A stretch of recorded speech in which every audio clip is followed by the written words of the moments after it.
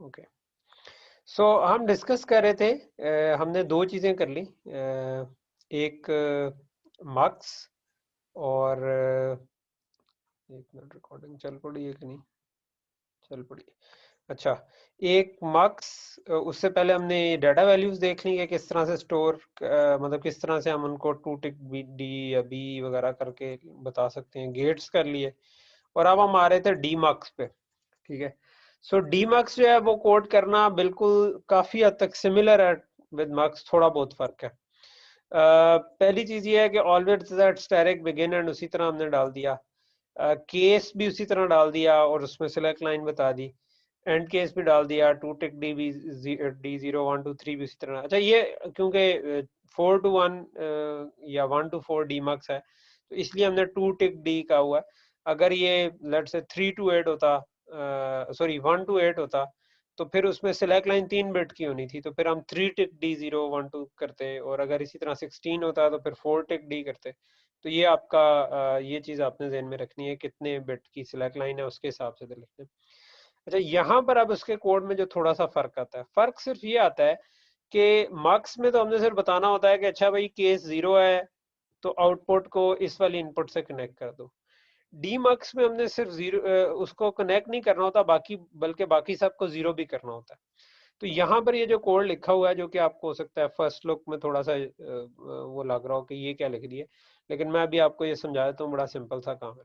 ठीक है, तो इसमें हम कर यही रहे हैं कि हम कह रहे हैं कि यार ए बी सी डी जो है ना, उनको उनमें से ए को इन से कनेक्ट कर दो और बाकी को जीरो से कनेक्ट कर दो। लेकिन वो कैसे कर रहे हैं वो मैं बताता हूँ। ठीक है, ये जो हमने सिंटेक्स लिखा है जिस तरीके से, इसको हम कहते हैं कंकैटिनेशन, यानी अगर हम मल्टीपल वायर्स को जोड़ के एक इकट्ठा चीज बनाना चाहें, उसको हम कहते हैं कंकैटिनेट करना।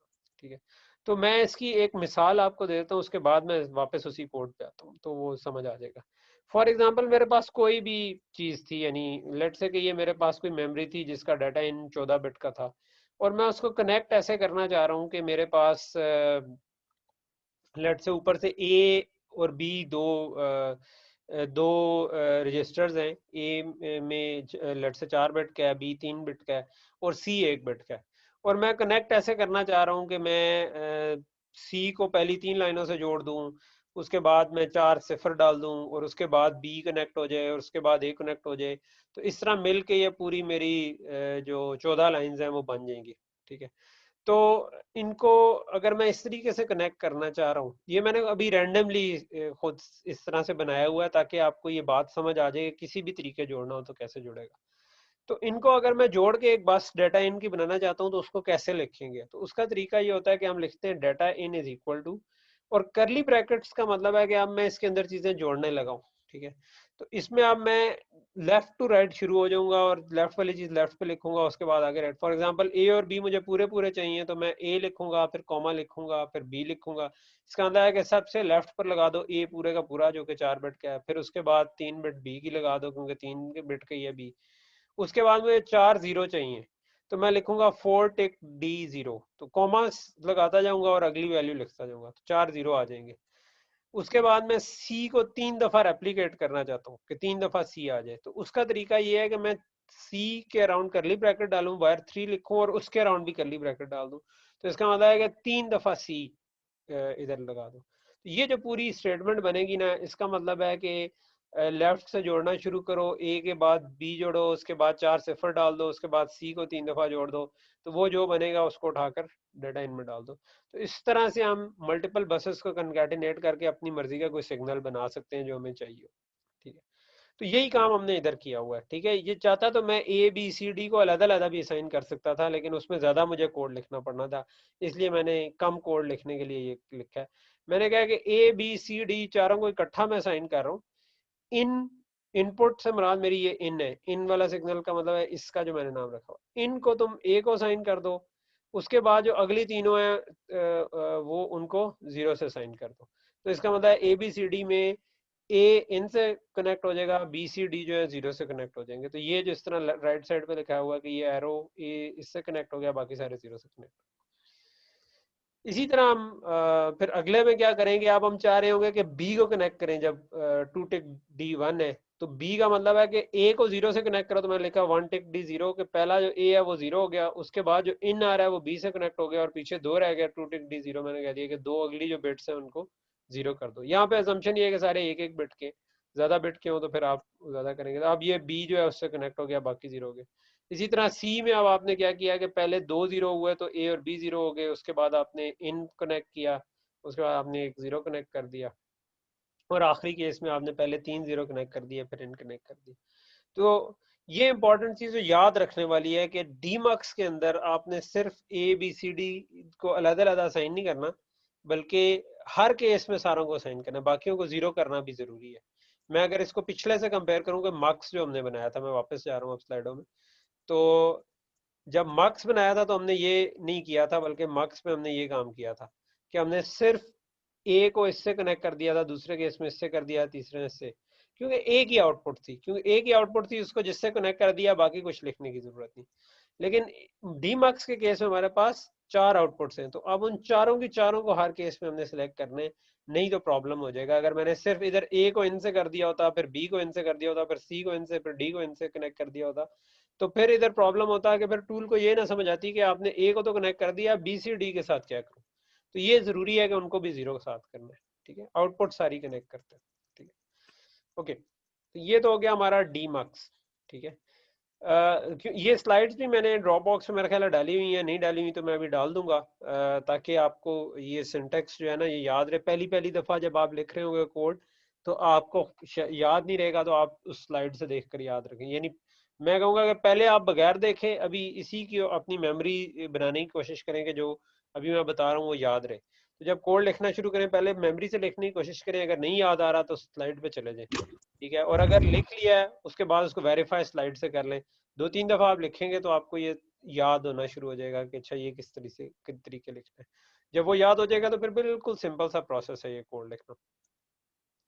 अच्छा, जब आपने कोई रजिस्टर बनाना हो, ठीक है, हमने mux, demux, gates, register, adder, multiplier, यही चीजें पढ़ी थी, तो आप रजिस्टर पे आ जाते हैं। अच्छा, रजिस्टर बनाने में थोड़ा सा जो फर्क है कि ऑलवेज एट और बिगिन एंड उसी तरह लग रहा है, लेकिन ब्रैकेट में आप स्टैरिक नहीं कह रहे, इसमें हम कहेंगे posedge clock. Posedge clock क्योंकि ये क्लॉक के एज पे काम करते होते हैं रजिस्टर, तो पॉज एज क्लॉक का मतलब है क्लॉक के राइजिंग एज के ऊपर काम करोगे जब वो 0 से 1 हो रहा था, ठीक है। यहाँ पर हम नेग एज क्लॉक भी यूज कर सकते हैं, उसका मतलब होगा कि वो फॉलिंग एज पे काम करना शुरू हो जाएगा, ठीक है। लेकिन इस कोर्स में जो हम ज्यादातर पढ़ेंगे उसमें हम पॉज एज क्लॉक यूज कर रहे होंगे।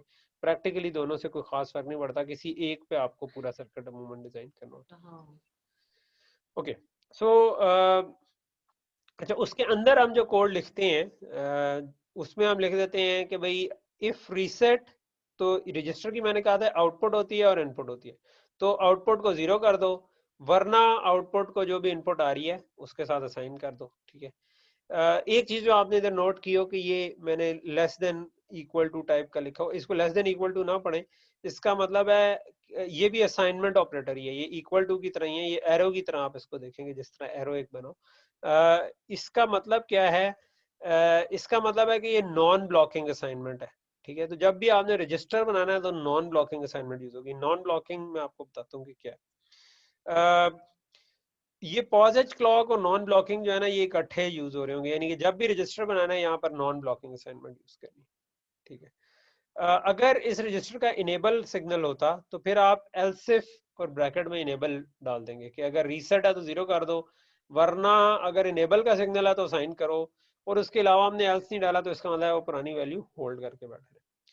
तो ये चीजें इनमें रखनी है कि जब रजिस्टर बनाना है तो always at posedge clock, और फिर ये नॉन ब्लॉकिंग असाइनमेंट यूज करनी। अच्छा, नॉन ब्लॉकिंग असाइनमेंट का मतलब क्या है? इसका मतलब ये है, अभी तक जितनी भी एग्जांपल की है वहां पर एक एक स्टेटमेंट थी, लेकिन अगर इधर एक से ज्यादा स्टेटमेंट होती, reg out 1 is equal to 0, reg out 2 is equal to 0, reg out 3 is equal to 0, इस तरीके से किया होता।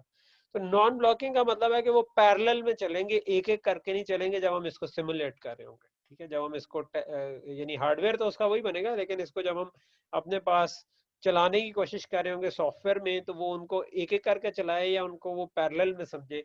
तो नॉन ब्लॉकिंग का मतलब है कि वो उन सबको पैरेलल में समझेगा, ठीक है। तो पॉज एज क्लॉक वाले ब्लॉक्स में आपने हमेशा नॉन ब्लॉकिंग असाइनमेंट यूज करनी। आप अभी सिर्फ ये याद रख लेंगे, पॉज एज क्लॉक में आपने सिंपल इक्वल नहीं लगाना, हमेशा ये वाला इक्वल लगाना है। बाकी जो ऑलवेज एट स्टैटिक वाले ब्लॉक है उनमें सिंपल इक्वल लगा। तो ये आपका रजिस्टर बन जाएगा। अगर इनेबल हुआ तो सिंपल एल्स, ना हुआ तो सिंपल एल्स, इनेबल हुआ तो एल्स इफ आगे हम इनेबल लगा। एडर वगैरह बनाने हो तो always at static C is equal to A plus B, multiplier बनाना हो, सब्ट्रैक्ट करना हो C is equal to A minus B, multiply करना हो तो ए स्टैटिक बी, ठीक है, जस्ट लाइक सी में होता है, ठीक है। सिर्फ ज़हन में ये रखना है कि मल्टीप्लाई करें तो अगर मैं 16 बिट मल्टीप्लाई कर रहा हूँ तो उसका रिजल्ट पोटेंशियली 32 बिट में जा सकता है। तो अब या तो हमें पता हो कि वो 16 बिट में ही रहेगा तो ठीक है, अगर हमें पता हो 32 में जा सकता है तो फिर हमें सी को 32 बिट का डिक्लेयर करना चाहिए, ए और बी को 16 बिट का डिक्लेयर करना है। इस तरह ऐड करें उसमें भी ओवरफ्लो हो सकता है कि वो बड़ा हो जाए, लेकिन अभी आप जो सर्किट बनाएंगे उनमें इस कोर्स में आपको इसको इतना ज़्यादा परेशान होने की ज़रूरत नहीं होगी, क्योंकि आप इतने बड़े वैल्यूज़ दे ही नहीं रहे होंगे। लेकिन प्रैक्टिकली जब आप थोड़ा सीरियस सर्किट बना रहे हो वहाँ पर आपको इस चीज़ का ख्याल रखना पड़ता है कि ओवरफ्लो होगा या नहीं होगा। नहीं होगा तो ठीक है, इसी तरह बना ले, नहीं तो फिर ओवरफ्लो का केस को भी किसी तरह हैंडल करें। तो ये हमारे तकरीबन सारे ब्लॉक्स हो गए, ठीक है। सो वेरिलॉग का समझे हमने 80% जो सेंसस के लिए चीज़ होती है वो हमने कर ली। एक चीज़ रह गई, वो होगी डिक्लेरेशंस। ये जो मैं सारे वेरिएबल जो ए बी सी कह रहा हूँ, इनको जिस तरह सी में हम इंटीजर या फ्लोट डिक्लेयर करते हैं तो वेरिलॉग में भी इनको डिक्लेयर करना पड़ता है, ठीक है। तो डिक्लेयर कैसे करते हैं? तो डिक्लेयर के लिए ना वेरिलॉग में दो चीज़ें यूज होती हैं, एक कहलाती है रेज और एक कहलाती है वायर, ठीक है। ये किसी ने ये स्टूपिड सी कन्वेंशन रखी रेज और वायर की। मैं अगर इसकी जगह होता तो मैं सिर्फ वायर ही रखता, कोई फायदा नहीं इनको दो कन्वेंशन रखने का, सिर्फ आप लोगों को कंफ्यूज करने के लिए, ठीक है। और कंफ्यूज क्या कर रहा है कि भाई रेज का मतलब रजिस्टर नहीं है, ये मैं आपको पहले बता दूं, क्योंकि सबसे बड़ी कंफ्यूजन स्टूडेंट्स में होती है कि वो रेज को समझते हैं कि ये रजिस्टर है। रजिस्टर और रेज का कोई ताल्लुक नहीं है। रेज तब डिक्लेयर करते हैं जिस वक्त ऑलवेज के ब्लॉक में कोई चीज असाइन हो रही हो, जिस तरह हमने always at static C is equal to A plus B का, तो अब ये जो सी है ये इधर असाइन हो रहा है। तो ये जो असाइन हो रहा है, क्योंकि ये ऑलवेज के ब्लॉक में असाइन हो रहा है तो इसको हमने रेज डिक्लेयर करना है। इसमें रजिस्टर रजिस्टर कोई नहीं बन रहा है, ये सिंपल एक एडर हमने बनाया है जिसका हमने अभी पिछली स्लाइड में सिंटेक्स देखा था, ठीक है। वेरिलॉग में एक और ब्लॉक भी होता है जिसे हम कहते हैं असाइन। असाइन में आप एक ही स्टेटमेंट लिखते हैं, ठीक है। बजाय ऑलवेज एट स्टैटिक लिखने के आप assign C is equal to A plus B भी लिखेंगे तो इससे भी एग्जैक्टली वही सर्किट बनेगा जो always at static C is equal to A plus B से बनेगा, ठीक है। तो मैंने असाइन क्यों नहीं पढ़ाई, क्योंकि असाइन जो है ना ऑलवेज, इसका ताल्लुक सिंपल इससे है कि जब हम इसको सिमुलेट कर रहे होंगे तो ये ए और बी में अगर कोई चेंज आएगी तो सी को साइन करेगा। इसमें वो क्या कर रहा होगा कि हमेशा हर टाइम टेक के बाद ए और बी को ऐड करके सी में से, तो ये थोड़ा सा मुझे लगता है कि बास का टाइम ज्यादा ले सकती है, इसलिए मैं ज्यादा प्रेफर ऑलवेज एट स्टैटिक कर रहा हूँ। लेकिन आप ये यूज कर लें या ये यूज कर लें, प्रैक्टिकली इसमें कोई ज्यादा फर्क नहीं है, को सेम चीज आपकी बन जाएगी।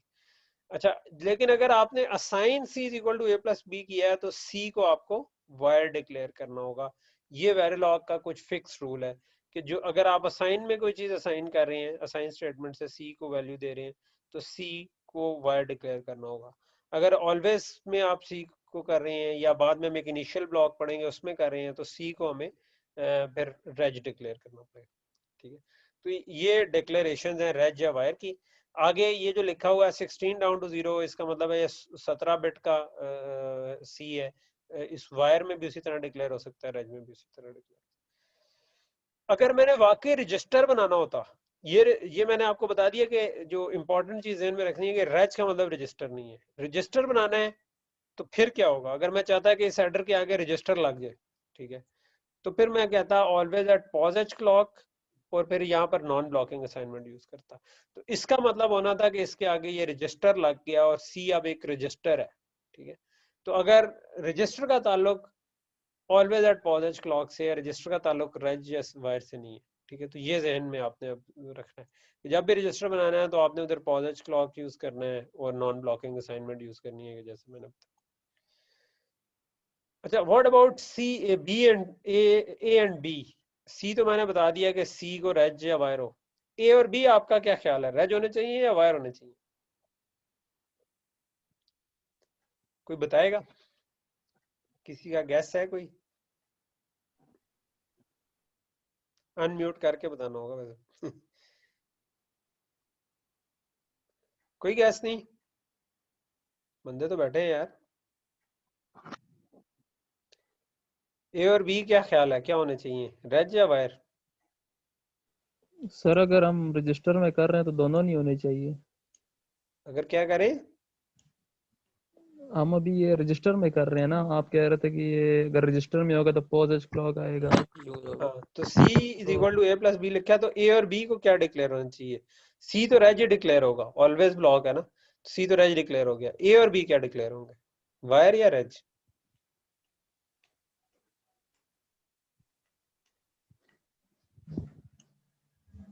वायर। ए और बी का, इनका वायर या रेज होना इस पे डिपेंड करेगा कि ए को हमने कहां पर असाइन किया है। यहां पर तो हम C असाइन कर रहे हैं। अगर मैंने कहीं पर स्टेटमेंट लिखी होगी ना कि A is equal to something, अगर वो मैंने assign A is equal to something लिखी है तो ए वायर होगा। अगर वो मैंने always at static A is equal to something लिखी है तो फिर ए रेज होगा। यानी हमने जो ये रूल है, ये देखना है कि असाइनमेंट के लेफ्ट साइड पे जो चीज है ना, वो हमने देखना है कि वो अगर ऑलवेज के ब्लॉक में है तो रेज हो, अगर वो असाइन स्टेटमेंट है तो वायर हो। ए खुद भी तो कहीं से आ रहा है, तो वो जिस ब्लॉक से आ रहा है उसमें जिस तरह से कोड लिखा है, अगर मैंने लेट से वहां पर किसी और गेट से आ रहा है तो मैं असाइन से भी बना सकता हूँ, उसको ऑलवेज से भी बना सकता हूँ। अगर मैंने उसको ऑलवेज से बनाया तो मैं ए को रेज डिक्लेयर करूंगा, अगर मैंने उसको साइन से बनाया तो मैं उसको वायर डिक्लेयर करूंगा। यानी ब्लॉक के राइट साइड जो है इसके मुतालिक हम गैस नहीं लगा सकते कि वो वायर होगी या रेज होगी, हम सिर्फ इसके लेफ्ट साइड के मुतालिक बता सकते हैं। ये बात समझ आई है मेरी? Yes sir. अच्छा, ठीक है जी। तो ये तो हो गया हमारा काइंड ऑफ, ये हमने तकरीबन जो सारी चीजें वेरिलॉग में सिंथेसिस के कोड लिखने के लिए इस्तेमाल होती हैं वो हमने पढ़ ली, ठीक है।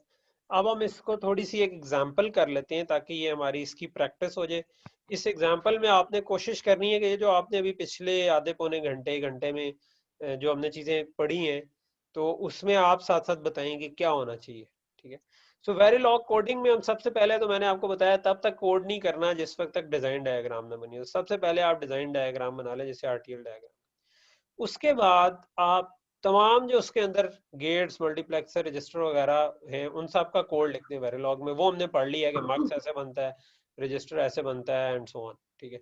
तो उसका जिस मर्जी सीक्वेंस में कोड कर दें, सीक्वेंस का कोई मसला नहीं है। आप पहले कोई गेट बना लें, बाद में मक्स बना लें, बाद में रजिस्टर बना लें, जिस तरह मर्जी बना लें, ठीक है।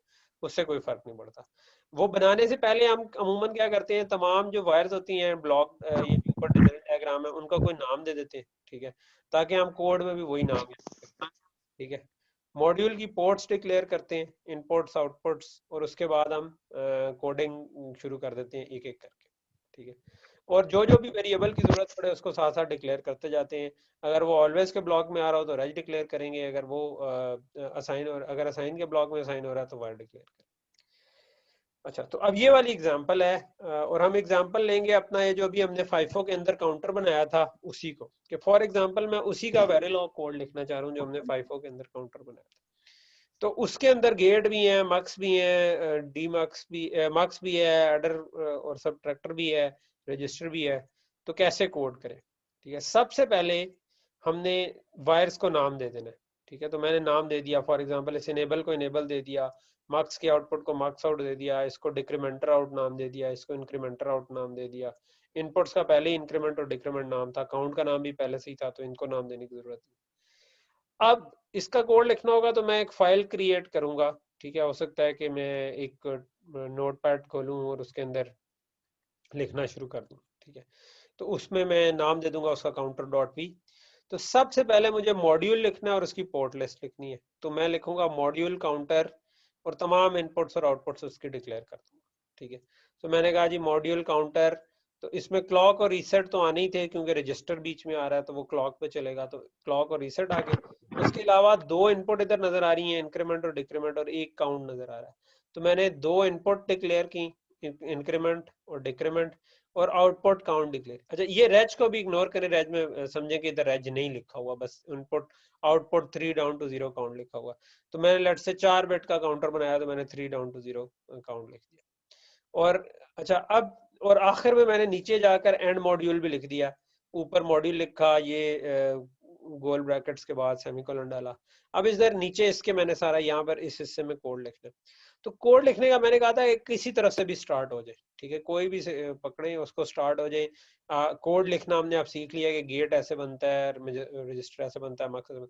फॉर एग्जांपल मैं स्टार्ट हो जाता हूँ सबसे पहले इनेबल से, तो और गेट है, और गेट का क्या कोड था,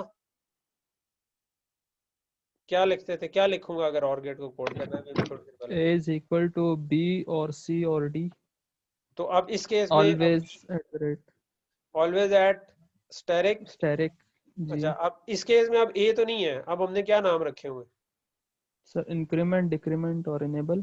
तो क्या लिखूंगा, ऑलवेज एट स्टैटिक,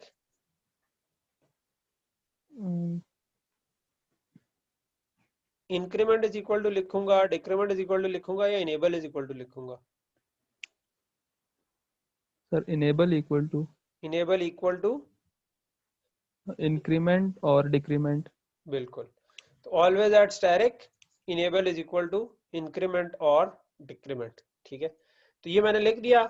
इसमें मैंने देखा कि ये चीजें डिक्लेयर्ड हैं ऑलरेडी, इंक्रीमेंट इनपुट आ रही है, डिक्रीमेंट भी इनपुट आ रही है, तो इनपुट्स ऑलरेडी डिक्लेयर्ड हैं ऊपर, तो वो बाय डिफॉल्ट वायर होती हैं ये इनपुट्स और आउटपुट्स, तो ये तो डिक्लेयर्ड है। इनेबल डिक्लेयर्ड नहीं है, तो इनेबल को रेज डिक्लेयर करना चाहिए या वायर। सर रेज डिक्लेयर करना चाहिए।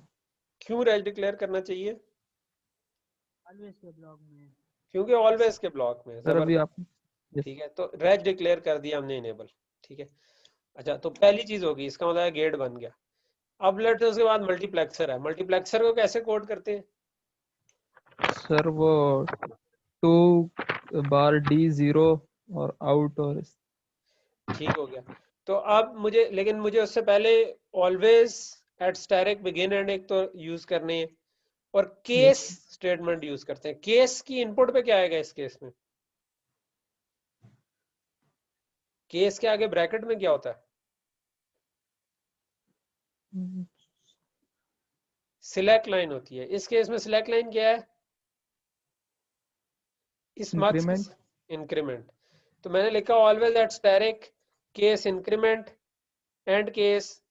अच्छा, अब इस जगह पर कोड लिखना था 1 टिक B0, क्योंकि अब ये 2 to 1 मार्क्स है, तो अब 1 टिक B0 लिखा है और 1 टिक B1 लिखा है। अच्छा, मार्क्स की आउटपुट का क्या नाम रखा था, मार्क्स आउट। तो marks out is equal to, बजाय ये कि मैंने इंक्रीमेंट आउट या डिक्रीमेंट आउट लिखने के, मैंने पहले ही उसको काउंट -1 और काउंट +1 कह दिया।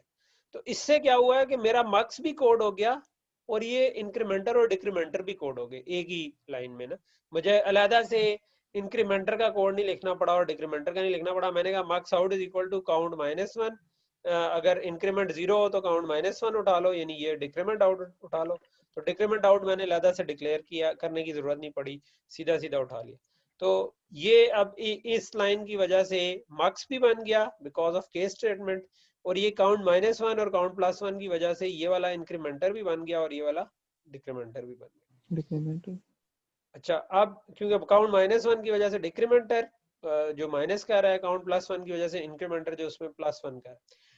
अच्छा, अब इसमें से मार्क्स आउट डिक्लेयर नहीं है, इसको रेज डिक्लेयर होना चाहिए या वायर डिक्लेयर होना चाहिए, रेज डिक्लेयर होना चाहिए सर, रेज ही होना चाहिए क्योंकि ऑलवेज ब्लॉक में। ऑलवेज में। की विड्थ कितनी होनी चाहिए,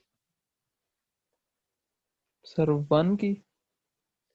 नहीं, ये इस रजिस्टर की इनपुट पे जा रहा है, तो जितनी बिट का रजिस्टर हो, हमने रजिस्टर ऊपर काउंट डिक्लेयर किया हुआ है, तो काउंट 4 बिट का है तो मार्क्स आउट भी 4 बिट बिट। होना चाहिए, ठीक है। तो reg 3 down to 0 marks out, ठीक है। तो अच्छा, अब ये हमने ये और गेट भी बना दिया, ये मार्क्स भी बन गया, ये दो इंक्रीमेंट और डिक्रीमेंटर भी बन गए, तो क्या रह गया, रजिस्टर। रजिस्टर रह गया। इस रजिस्टर को कैसे कोड करेंगे,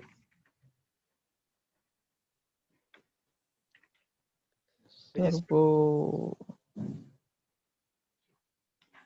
क्या पढ़ा था अभी हमने, असाइन था, ऑलवेज एट सर वो स्टैटिक था, या कुछ और था। सर वो उसका नाम भूल गया उस चीज ऑलवेज का। स्टेरिक हो, फॉर्स जो क्लिक हो। हाँ, ऑलवेज एट स्टैटिक नहीं, always at posedge clock, posedge clock. Yes sir, yes sir, yes sir. Always at posedge clock use करेंगे, क्या इसका इनेबल है, यस सर है। तो इसका मतलब इफ रीसेट तो काउंट को 0 कर देंगे, एल्स इफ और इनेबल एल से तो काउंट इज इक्वल टू क्या चीज होगी, काउंट इज इक्वल टू अगर एल्स इफ इनेबल हो तो काउंट को किसके इक्वल करना है, ये इस लाइन के पीछे लिखा हुआ है, ये जो इनपुट आ रही है मार्क्स आउट के इक्वल करना है, ठीक है। तो always at positive clock if reset count is equal to 0 else if enable count is equal to marks. ये #1 को आप इग्नोर कर दें, ये समझे नहीं लिखा हुआ, ठीक है। तो ये सर ये जहाँ पे आपने किया है कि काउंट इज इक्वल टू 0 और count is equal to max, ये नहीं समझ आया कि ये क्यों किया हमने। अगर रीसेट करेंगे तो 0 क्यों आएगा और इनेबल करेंगे तो मैक्स क्यों आएगा? ये देखो ये रजिस्टर है ना, ये इसकी इनपुट है और ये इसका इनेबल जी सिग्नल है। तो जी रजिस्टर्स को अमूमन हम स्टार्ट में ना एक रीसेट सिग्नल रखते हैं अपने सर्किट में, कि जब वो रीसेट ठीक है सिग्नल 1 होना तो उस वक्त सारे रजिस्टर किसी नॉन वैल्यू पे चले जाए। हमने वो नॉन वैल्यू इस केस में रखी हुई है 0 के स्टार्ट में। जब मैं अपने सर्किट को रीसेट करूं, रीसेट का सिग्नल 1 करूं, तो रजिस्टर जो है ना वो 0 हो जाए, ताकि शुरू में कुछ ठीक पुश या पॉप नहीं हुआ, ठीक है। तो ये है हमारा सर काम हो जाए। तो अब हमने ठीक है इसलिए इसको रीसेट पे 0 किया, ठीक है। तो रीसेट का एक सिग्नल होता है जो अमूमन आपके तमाम किसी बड़े सर्किट में जिसमें रजिस्टर जोन में रीसेट भी होता है, और उससे हम उसको शुरू में नॉन स्टेट में ले आते हैं कि उनके अंदर 0 लिखवा दें या कोई भी वैल्यू लिखवा दें, ठीक है। तो ये हमने वो काम किया हुआ, ठीक है। इंपॉर्टेंट चीज टू नोट, एक पॉजिटिव क्लॉक आया है, दूसरा इधर नॉन ब्लॉकिंग असाइनमेंट आई है, यानी कि ये जिस तरह लेस देन इक्वल टू लिखते हैं इसको हम नॉन ब्लॉकिंग असाइनमेंट। इस #1 को आप समझे कि ये नहीं लिखा हुआ, ठीक है। फिर मैं ये मिटाना भूल गया, ठीक। अच्छा, ये वैसे डाल भी दे तो कोई हर्ज नहीं होता, लेकिन मैं उस कॉम्प्लिकेशन में आपको डालना नहीं जा रहा, इसलिए मैं कह रहा हूँ आप समझेंगे है ही नहीं। अच्छा, दूसरा ये कि काउंट को रेज डिक्लेयर होना चाहिए या वायर?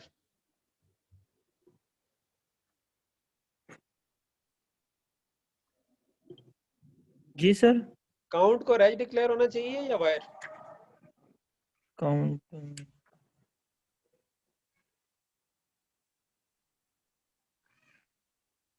कुछ समझ नहीं आया सर। क्योंकि ऑलवेज के ब्लॉक में आ रहा है, तो ऑलवेज के ब्लॉक में वायर रेज क्लियर होगा रेज डिक्लेयर होना था। ये जो ऊपर मैंने शुरू में कहा था रेज समझे नहीं लिखा हुआ, होना चाहिए सर, क्योंकि ये जो भी बोला था उसकी आवाज बिल्कुल नहीं समझ आई। बिलाल के सर सिग्नल ये से बिलाल होगा है। बिलाल जो है ना, इसका कुछ सिग्नलों का मसला है। बिलाल भाई क्या मसला है यार? यस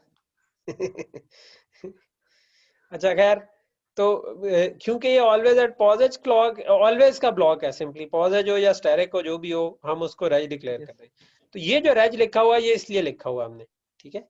यानी जो by default yes output sir. Symbol declare करनी थी, लेकिन क्योंकि मैं इधर असाइन नहीं कर रहा बल्कि ऑलवेज के ब्लॉक में इसको वैल्यू दे रहा हूँ, इसलिए मुझे इसको रेज डिक्लेयर करना है। तो हम इधर ही रेज लिख लेंगे तो उससे वो रेज डिक्लेयर हो जाएगा, ठीक है।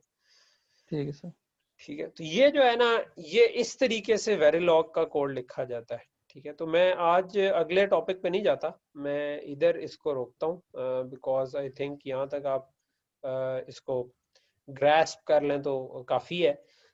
वेरिलॉग में 2 तरीकों से कोड लिखा जाता है। एक ये जो हम लिख रहे हैं, ये वो कोड होता है जिससे हार्डवेयर बनना है, यानी असल में हम इधर कोड लिख रहे हैं लेफ्ट साइड पर, लेकिन असल में इससे ये जो राइट साइड पे हार्डवेयर बना हुआ है, मार्क्स और डिक्रीमेंटर और एवरीथिंग, इससे यस ये सर। जनरेट होना है।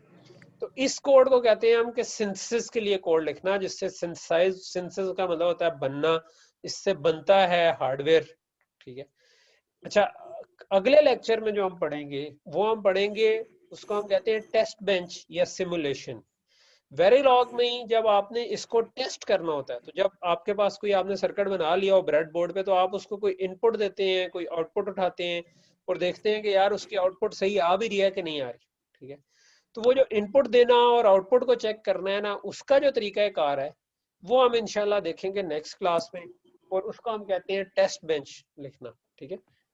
टेस्ट यस बेंच से भी मुराद यही है कि जिस तरह वो आपकी किसी लैब के अंदर बेंच होता है जिसके ऊपर आप बैठ के करते हैं किसी चीज को टेस्ट, ठीक है। नॉर्मली आप इलेक्ट्रिकल इंजीनियर हैं, तो आप जो सर्किट बनाएंगे तो आपके जो इलेक्ट्रॉनिक्स वाली या इलेक्ट्रिकल की जो भी लैब्स हैं उनमें आपने देखा होगा फंक्शन जनरेटर पड़े होते हैं, ऑसिलोस्कोप पड़ी होती हैं, आपने होपफुली यूज कर ली होंगी, अभी तक नहीं की तो आपका यस फंक्शन जनरेटर जो है उससे आप छोटी मोटी वेव फॉर्म्स इनपुट दे सकते हैं, ठीक है। Square wave, sawtooth wave, sinusoid, वो आप उधर से इनपुट देते हैं सर्किट को, अगर आपका सर्किट उनको इस्तेमाल करता हो, और फिर जो उसकी आउटपुट आती है उसको हम अमूमन ऑसिलोस्कोप वगैरह पे देखते हैं, ठीक है। ऑसिलोस्कोप पे आप कोई भी चीज लगाएं तो वो उसका आपको ना वेव फॉर्म दिखाना शुरू कर देती है कि टाइम में किस तरीके की चीजें हैं। तो लेकिन इसमें जो है हम क्या करेंगे, इसमें हम वो चीजें नहीं करेंगे, इसमें हम सॉफ्टवेयर में यही काम करेंगे, ठीक है। कि हम यही वाला आप जो मैंने काउंटर लगाया है, मैं इसको चाहूंगा कि मैं इसको क्लॉक का सिग्नल दूं, इंक्रीमेंट का सिग्नल दूं, डिक्रीमेंट का सिग्नल दूं, और देखूं कि इंक्रीमेंट और डिक्रीमेंट हो भी रहा है कि नहीं। तो वो सिग्नल देने के लिए भी हम कोड ही लिखेंगे, ठीक है। तो ये वाली चीज इस तरीके से हो रही होगी, ठीक है। ठीक है, हम इधर रुकते हैं। आई होप कि आप सबके पास ISC है। मैं आप लोगों की अटेंडेंस ले लेता हूँ, मैं इसको स्टॉप कर देता हूँ अब रिकॉर्ड।